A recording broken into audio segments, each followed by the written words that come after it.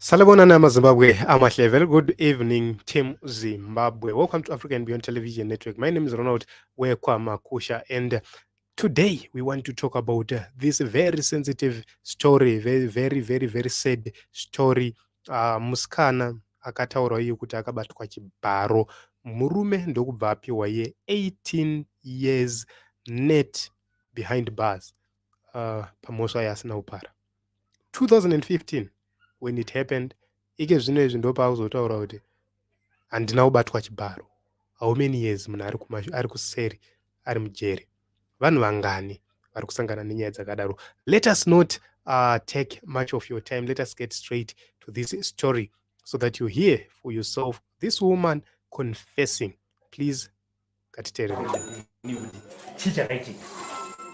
Chakaitika ndichakudaiso mama vanga happy kuti tisare nayo iva chinobhuza so tichina chikoro ipapo saka maid yaya yakabva yauya ma-friends ayo, one of those friends ane boyfriend yayo, and then uyu mukomana ushu ane friend yemusikana uyu.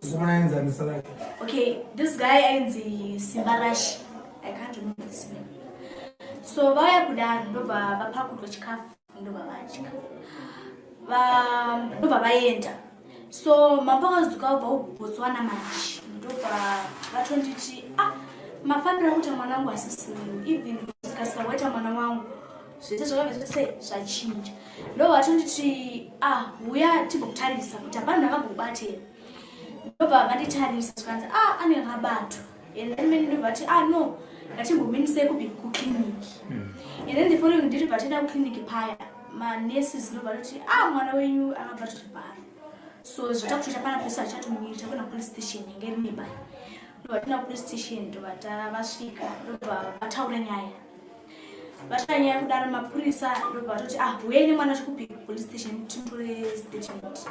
Chibva ndatoenda paya ini chibva ndatobvunzwa nemapurisa kuti ko vakauya vakatanga nyaya vakauya ndivanani, chibva ndataura kuti pakauya varume 2 so ini semunhu angamborohwa namama wangu kuti taura chokwadi saka nanguti there's no other option but kutoti ndibaba vakomana. So ndobva zvadaro ndobva mapurisa ndobva ainvestigata nyaya yacho ndobva vatsvaga mukomana. Havana kubata mukomana direct but vakabata friend yemukomana. Friend yemukomana iyoyo havana kuibata direct, havana kuSS mapurisa office. Vakabva vafona vakati toda bhero pakati pakati. Ndobva mukomana ndobva atoti pamuvana urechi vana bhero. Iye asikazivi kuti panga pane masafety asiri muuniform vari musivi. Ndobva atobatwa mukomana pasaba the moment pakabatwa ndobva atoti inini handisi ndakarepa aitaura mukomana uyo. Ndobva mapurisa vati no iwe handino explaina kupi kupolice station. Ndobva atosvika mukomana ndobva atoti inini ndibvunzai friend yangu ani Simba ndobva afonero ndobva auya akatouya ega. Apasvika paya police station paya ini chibva ndatonzi pavakomana bese vataisana nechikumbira kuti unongedzera mukomana cheche. Ini chibva ndatokwidzwa pawindo chibva ndati vakomana bese rapa mukomana wacho ndi ushu chibva ndatonongedzera Simba wacho direct. Ini ndakatotaura zita and including surname yacho ndatotaura ndakati kana ari kuno kwanogara pakati kwaunzibeka ndakatotaura iwe for sure ndonzvimbo yeitogara. Ndobva mapurisa ndobva ati okay there's no problem. Ndobva mapurisa ndobva atoendesa mberi. Ndobva zvadaro ndobva tatoenda zvazvanzi no courting tikuita muna August musi 8 August 2015.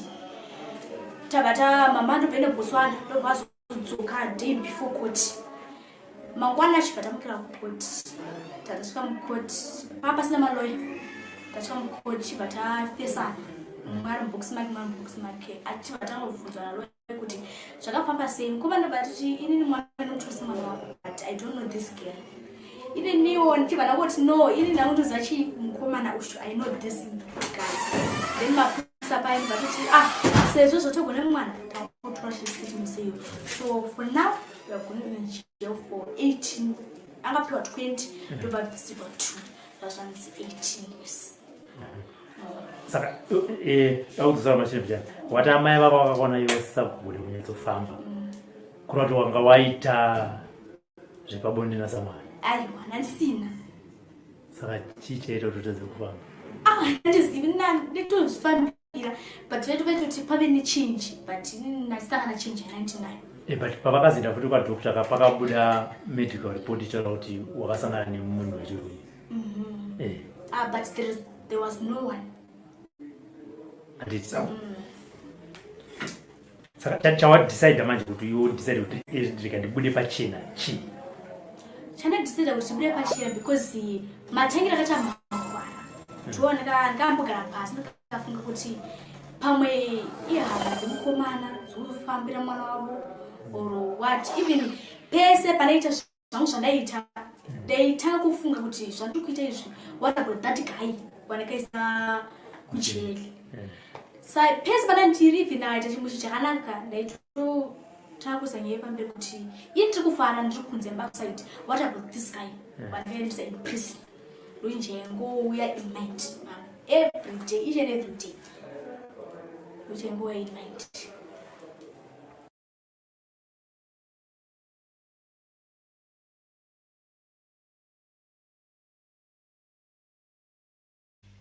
So guys, you have heard this woman, this lady explaining, guys, it's painful.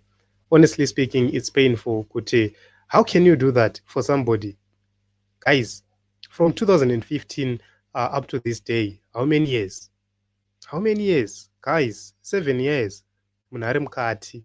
And he's left with probably 11 years. Because 18 years, akapiwa maximum sentence behind bars. It's not a joke, guys. Just imagine the time you have lost, the opportunities you have lost, your reputation in the community, mumaruwa. Just because somebody akangouya ndokubva ango kuti wakandirepa.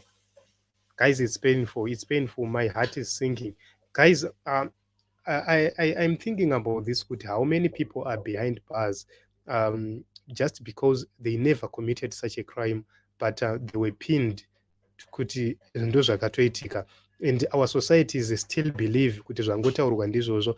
They don't even care about introducing lie detector tests.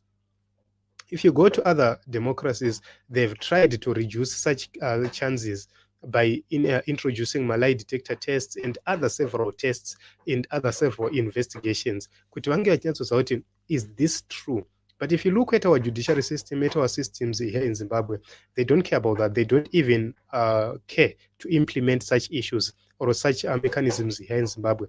Lie detector test is not so expensive. It can be done here in Zimbabwe, where we tested the man himself, we tested the lady, turn out my results are chiki.